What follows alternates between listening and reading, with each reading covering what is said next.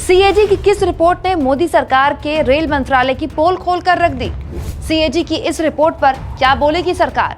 दोस्तों, मेरा नाम है Kumkum Binwal. CAG full form comptroller and auditor general of India, यानी कि भारत के नियंत्रक एवं महालेखा परीक्षक।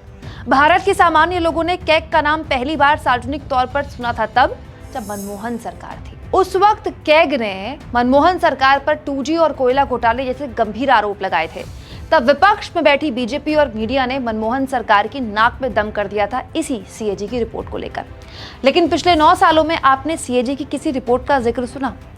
लेकिन अब उड़ीसा के बालासोर में भीषण रेल हादसे ने उस 6 महीने पुरानी कैग की रिपोर्ट को सामने लाकर पटक दिया है, जो कहीं धूल खा रही थी। दिसंबर 2022 की कैग की रिपोर्ट में रेलवे के कई विभागों की लापरवाही विस्तार से दिखाई गई है। इस रिपोर्ट में बताया गया है कि कैसे अप्रैल 2017 से मार्च 2021 के बीच, यानी 4 सालों में 16 जोनल रेलवेज में 1129 ट्रेनें डिरेल हुई, यानी हर साल लगभग 282 ट्रेनें डिरेल हुई हैं। दोस्तों, ये रिपोर्ट आगे बताती है कि ट्रैकों को नया करने के लिए जो पैसा भी जारी किया जाता था उसे भी कम कर दिया गया। जैसे 2018 से 19 में ये फंड था 9,607 करोड़ 65 लाख के आसपास, जो 2019 से 20 में आ पहुंचा 7,417 करोड़। दोस्तों, यही रिपोर्ट सरकार को 6 महीने पहले ही चेता चुकी थी कि ट्रैक के नवीनीकरण के काम के लिए जो फंड जारी किया जा रहा है उसका पूरा इस्तेमाल नहीं हो रहा है। दोस्तों, यही रिपोर्ट बताती है कि 2017 से 21 के दौरान भारतीय रेल के 1127 डिरेलमेंट में से 289 डिरेलमेंट मामले ट्रैक नवीनीकरण से ही जुड़े हैं।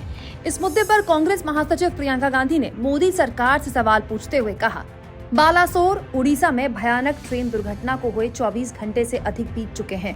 क्या मानवीय व नैतिक आधार पर शीर्ष पदों पर बैठे लोगों की जवाबदेही नहीं तय की जानी चाहिए? विशेषज्ञों, संसदीय समिति, सीएजी रिपोर्ट की चेतावनी व सुझावों को नजरअंदाज करने के लिए कौन जिम्मेदार है? रेलवे में खाली पड़े पदों और महत्वपूर्ण क्षेत्रों में फंड की कमी के लिए किसकी जिम्मेदारी तय होगी? लाल बहादुर शास्त्री जी, नीतीश कुमार जी, माधवराव सिंधिया जी के नैतिक रास्ते का पालन करते हुए क्या रेल मंत्री जी को इस्तीफा नहीं देना चाहिए? ये देख लीजिए दोस्तों, एक लंबी चौड़ी लिस्ट है, बहुत टेक्निकल है हालांकि, लेकिन एक लिस्ट है जिसमें कैग ने विस्तार से बताया है कि कहाँ क्या गलतियां हो रही हैं। केवल गलतियां ही नहीं, कैग ने रेलवे को कुछ सुझाव भी दिए थे कि कहाँ रेलवे अपनी खामियों को दूर कर सकता है। लेकिन आज ये बालासोर का हादसा बताता है कि कैग की महत्वपूर्ण रिपोर्ट कचरे की तरह फेंक दी गई। क्या कभी इसका जवाब मिलेगा कि इस महत्वपूर्ण रिपोर्ट की अनदेखी रेल विभाग ने अब तक क्यों की? आप इस मुद्दे पर क्या सोचते हैं दोस्तों? कमेंट बॉक्स में जरूर लिखें।